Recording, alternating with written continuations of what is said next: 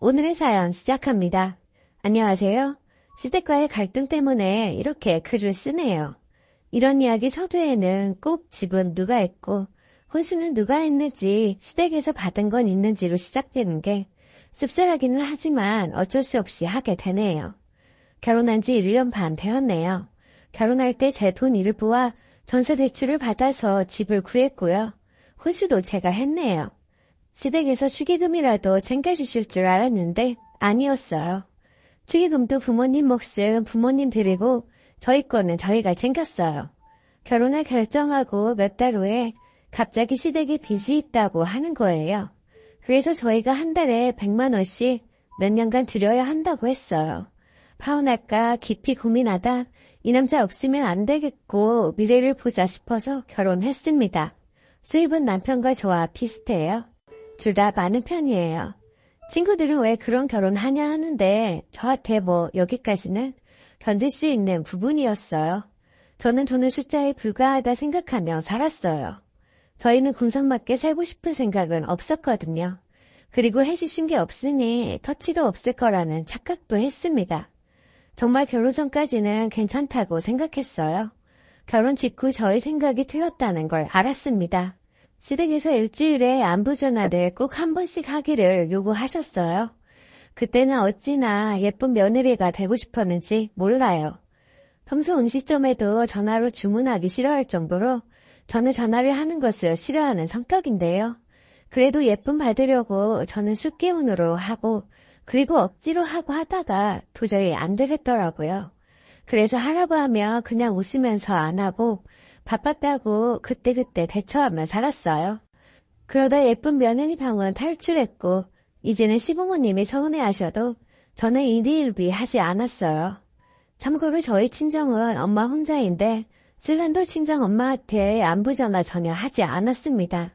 그런데 이번엔 가볍게 꾸짖는 게 아니라 완전히 화가 나셨네요.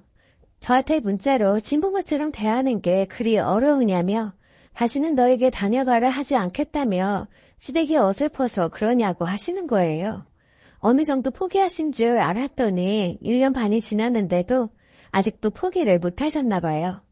어떤 일이 있었는가 하면 주말에 다녀가라고 전화하셨길래 저는 괜찮은데 남편 일정이 어떨지 모른다고 하고 전화를 끊었는데요. 남편한테 물어보니 꺼리는 눈치길래 그럼 당신이 전화하라고 이야기하고 있었어요. 그런데 남편에게는 말하지 말라고 하시며 저런 문자를 보내셨네요. 남편한테 말하지 말라고 한 게 더 화가 나요. 본인 자식은 신경 쓰게 하기 싫으면서 왜 저한테는 그러시는지 모르겠네요. 왜 친자식한테 받을 효도를 왜 며느리한테 요구하지? 나도 친부모가 있는데 왜 내 부모가 아닌 사람에게 효도를 왜 해야 하지? 하는 생각이 자꾸 드네요. 이번엔 저도 죄송해요, 할게요 하고 그냥 넘어가기가 싫으네요. 애초에 제가 너무나 희생한 결혼이기에 이런 부분이 더 크게 느껴진다는 것도 알아요. 저의 마음을 무례하지 않게 이해시킬 방법 따위는 정말 없을까요? 시아버지의 생각이 틀리다는 걸 알려드리고 싶어요.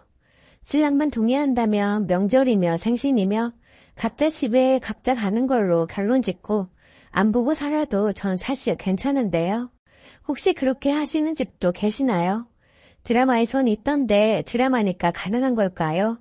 제가 너무 개인주의일지 모르겠지만 여기까지 정말 솔직한 제 생각이네요. 친부모처럼 대하는 게 뭐가 힘드냐 한바탕 하시고 얼마 후에 만날 약속 잡으셨는데요. 몸이 아파서 밖에서 먹는 것도 힘들고 집에서 먹자니 시어머니가 힘드시다고 하시는 거예요. 그 말씀은 저한테 음식 하라는 말이잖아요. 그래, 정성껏 요리해서 집으로 초대하면 마음 좀 풀리시겠지라는 생각에 집으로 초대했어요. 그래서 식사를 시작하려는데 마음을 간단히 먹고 오셨다며 저희 부부 일주일에 한 번씩 집에 들르라는 겁니다. 신랑이 말이 되는 소리를 하라고 바로 버럭 소리를 지르고 그렇게 신랑이랑 시아버지랑 싸우게 되었어요. 시부모님은 식사를 하지 않으시고 그냥 가버리셨어요. 결혼 초반에 혼자도 가봤고 전화도 드려봤는데 더 자주 그리고 더 많이를 원하시더군요. 자주 하지 않는다고 혼나고 거기에다 본인이 원하는 며느리는 이렇다며 그렇게 해달라는 말씀을 하시더군요. 그리고 점점 말도 심해지기 시작하셨고 아들이 있을 때 없을 때 다른 얼굴을 하셨어요. 이런 게 생겨나니 저는 점점 힘들어지더라고요. 카메라 수리비 30만 원을 아들 몰래 해달라고 하셨을 때 친해질수록 힘들어지는 사람이라는 생각도 들었어요. 시댁에 빚이 있어 매달 100만 원씩 갚아드렸는데 취미가 카메라입니다. 무엇보다 며느리한테 돈 요구한 사실이 충격이라 뭐라고 말을 해야 하나 드려야 하나 말아야 하나 그거 고민하느라 직장 5시간을 다 허비했습니다. 여하튼 그냥 가셔서 제가 시아버지께 문자를 보냈어요. 아버님, 제가 시부모님을 공경하지 않아서가 아니라 저에게 혼자 찾아뵙고 그런 것이 공포 수준으로 힘들어요.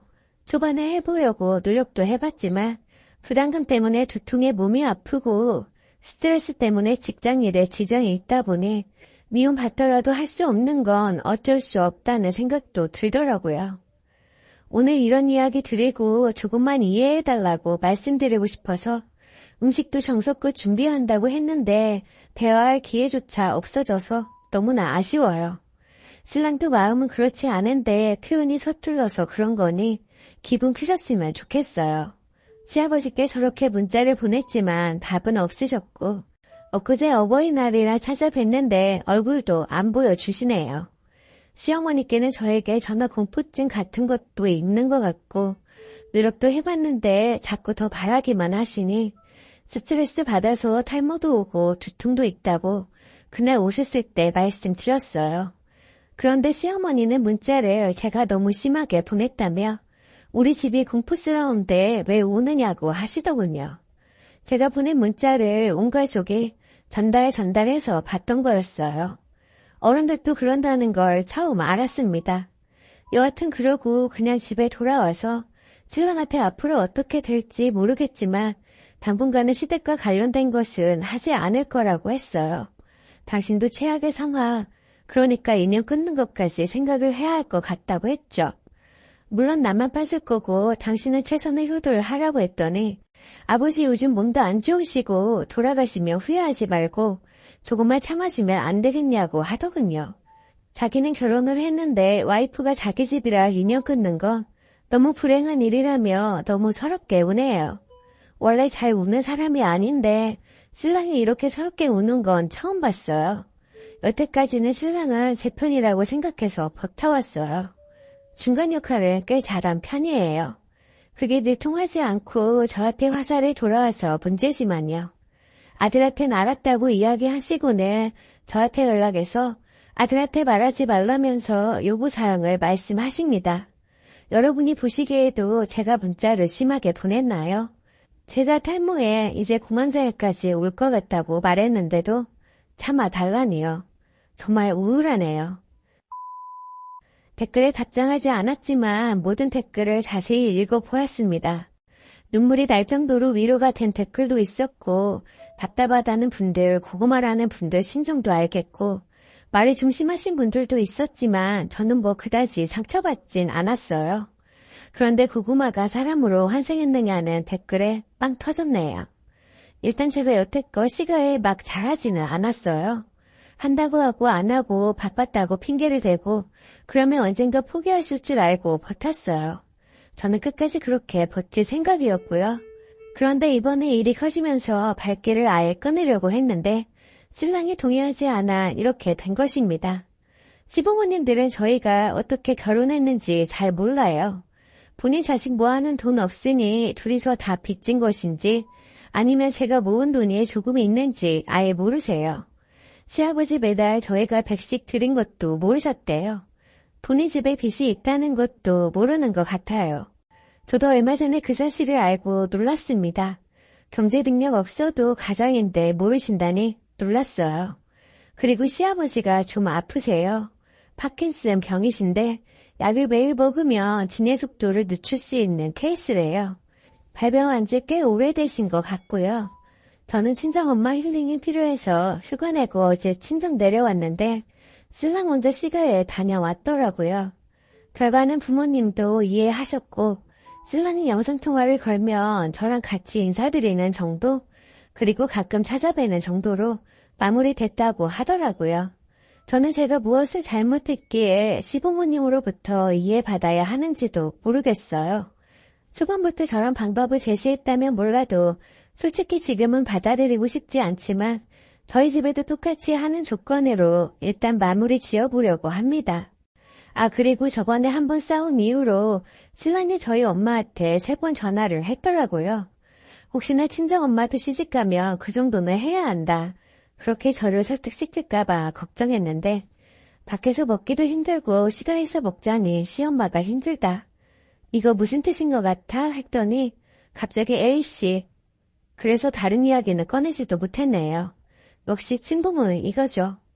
친정엄마 힐링받고 이제 올라가서 남편이랑 마무리 지으려고 합니다. 함께 분노해주시고 위로해주신 분들 너무 감사드립니다. 앞으로 저는 수동적으로 할 거고 엄청 공경하고 잘해드릴 생각 없어요. 처음에 시부모님께 잘해드리고 싶었지만 저는 이미 마음이 떠났네요. 그럴 시간에 저는 저희 엄마한테 잘할래요. 1년 만에 다시 사연을 올리게 되었네요. 시아버지가 넘어지셔서 금요일에 입원하셨어요. 뇌출혈 의심되는 상황이었습니다. 뇌출혈로 쓰러지신 건 아니고 목요일에 넘어지셨는데 병원 안 간다고 하시다가 다음날 갔더니 뇌출혈 의심된다고 하시더군요. 전 연락보단 찾아뵙는 게 우선이라 생각했어요. 그래서 바로 가자 했는데 어차피 가도 아버지 못 뵙는다고 남편이 그러더라고요. 어머님이라도 뵈야 하는 거 아니냐 했더니 어머님이 월요일에 오라고 했대요. 결국 여러 이유로 미루다 토요일에 갔어요. 암튼 당일에 전화 안 드렸다고 서운해하셨고 화요일은 제가 야근이었는데 그날은 가야 할 것 같아서 전화했는데 안 받으셔서 야근 끝나고라도 간다고 또 보냈는데 답장하지 않으셨어요. 다음날 연락이 늦어서 죄송하다 또 보냈는데 역시 답장하지 않으셨어요. 나중에 알고 보니 화요일에 연락 안 받으신 거 저한테 서운해하셨고 그 일로 남편과 어머님이 싸워서였더라고요. 그래서 죄송하다는 톡 남기고 답장 없으셨지만 그 후로 찾아뵙고 아버님 손 잡아드리고 어버이날엔 어머님과 식사도 했어요. 어머님은 저한테 아직도 서운한지 풀린지는 모르겠네요. 시아버님이 그저께 퇴원하셨어요. 그래서 어제 시댁에 갈 예정이었는데 남편이 저에게 전화해서는 시어머니는 안 계실 수도 있다고 병관을 하시느라 고생했다고 시어머니께 따로 전화하라는 겁니다. 찾아가는데 굳이 따로 전화해야 하나 싶었어요. 그리고 제가 뭔데 어렵게 고생했다 하나요? 이해가 안 됐어요. 아무튼 제가 기분이 안 좋아하는 것 같으니 대뜸 끊자고 해서 끊었더니 이렇게 톡이 오네요. 아니, 전화하라고 한 게 그렇게 기분 나쁠 일이야? 저번에도 아버지 입원했을 때도 물론 내 영향도 있었겠지만 전화 한 통 안 드렸다고 그렇게 서운해하시길래 그러지 말라고 나하고 어머니하고도 싸우고 어머니도 너한테 그렇게 서운해하셨잖아. 그래서 또 그런 일 일어날까봐 아버지 병간호하느라 고생하셨어요 라고 말씀드리라고 한 내가 잘못된 거야? 그게 그렇게 어려운 일인 거야? 나는 너가 다른 사람한테 단 일이라도 미움받는 거 싫고 너랑 평생 살아갈 사람이야. 반대로 생각해봐. 장모님이 아프셔서 입원하시고 퇴원하실 때 장모님 고생하신 거 뻔히 아는데 내가 연락도 없이 가만히 있으면 장모님이 좋아하실까? 우리 본가가 이런 사단이 나서 이런 상황이 만들어진 게 그저 너한테 미안할 뿐이야. 나 씻고 버스 타고 본가 갈 거고 기분 안 좋아서 못 오겠으면 오지 마. 나 혼자 다녀올 테니까. 저번에도 못 찾아뵐 거면 전화 드렸지. 전화 여기저기 많이 받으셨을 텐데 좋은 일도 아니고 나쁜 이야기를 계속 전화로 이야기하게 하고 싶지 않아서 전화 안 드리고 금방 찾아뵐 생각이었어. 월요일에 가자, 화요일에 가자. 그렇게 하루하루 계속 미뤄지다가 화요일에는 더 미루기 그럴 것 같아서 전화 드렸더니 받지 않으시고 서운해 하셨잖아. 나랑 너무 다르셔서 예쁨 받는 거 포기했어. 가뜩이나 전화도 어렵고 특히 시부모에게 하는 전화는 더 어려운데 나 가깝게 생각하지 않으시는 분께는 더 어려워. 난 너한테 우리 엄마에게 전화하라고 한 적 단 한 번도 없었고 우리 엄마 초반에 전화 한 통 없는 사위 서운하다길래 내가 더 잘할 테니 사위는 손님으로 생각하라고 내가 엄마에게 더 잘했어. 너도 그렇게 해주길 바랬어. 네가 더 잘해드려. 나 미워하셔도 어쩔 수 없고 예쁜 박해에도 이미 늦었어. 너 알아서 해라. 그냥 우리 본 거 아예 신경 쓰지 마. 대단하다 정말. 상황이 다르잖아. 정말 그래야 하겠어? 중간에 껴있는 난 생각 안 해봤지? 휴, 진짜 아무것도 모르겠다. 중간에서 네가 더 잘해드리고 해야지. 조금만 늦어도 버럭 화내고 해준 게 뭐 있느냐고 버럭 화만 내면 해결이 되니? 결혼하고 우리 집 아들 달라졌다 생각 들면 며느리 살갑지 않아도 결혼 잘 시켰다 생각하셔야지. 안 그래? 에휴, 해준 게 뭐 있느냐고 말하는 거 너한테 뭘 해줬길래 바라는 거냐고 얘기한 거야. 그러니까 뭘 하셔. 돈이 없으면 부모 아니라고 하시잖아. 사람은 이기적인 동물인데 넌 더 이기적인 것 같아. 수출이면 마음대로 생각하고. 아, 내가 해준 게 없으니 바라지 말았어야 하는데 미안하다 하시겠어? 어머님이 또 뭐라고 하신 거야? 네가 좀 더 살갑게 해드리는 거 도대체 왜 못하는 거야? 부모님 살아계실 동안 어느 정도 맞춰드려야 하지 않겠어? 싫은 소리 듣기 싫고 아예 맞춰드리지 않고 스트레스 받기 싫으면 우리 헤어지는 수밖에 없어. 몸이 피곤하면 마음이라도 편해야 하는데 너나 어머니 눈치를 보고 살아가야 하고 내가 왜 그래야 해? 요새 잘하고 있잖아. 와, 진짜 소름 돋는다. 있지도 않은 일을 미리 걱정해서 지금도 난 살얼음판인데 내가 미움받는 게 왜 그렇게 살얼음판인데? 전화 한번 드리려고 한 게 그리고 너가 미움받는 게 살얼음이 아니라 내가 살아가는 게 살얼음판이라는 이야기야. 또 나왔다. 전화 한번 그까짓 거. 말을 말자.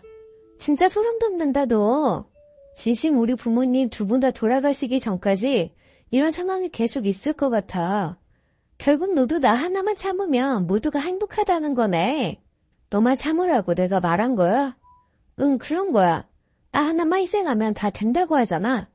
나도 참고 있어. 부모님한테 그런 말 듣고 싶지도 않고 너한테 뭐라고 하는 소리 듣고 싶지 않아. 전화 드리려고 한 게 그게 그렇게 바로 기분 나빠질 만큼 멋 같은 소리였어. 네 생각이 바뀌지 않으면 하루라도 빨리 헤어지는 게 맞는 것 같아. 진짜 정 떨어진다. 그래, 그러자. 집에 갔다 올 테니 어떻게 헤어질지 얘기하자. 나야말로 진심으로 정 떨어졌으니까 이젠 서로 화도 내지 말자. 화내는 것조차도 정이니까. 알겠지? 알겠어. 본가에 갈 분위기 아니라서 집에 있을 거니까 얘기하게 퇴근하고 빨리 들어와. 더 말하지 마. 토할 것 같으니까. 어떻게 헤어질지 얘기하자고. 지금 답이 나오겠어? 계산기 두들겨 봐야 할 텐데.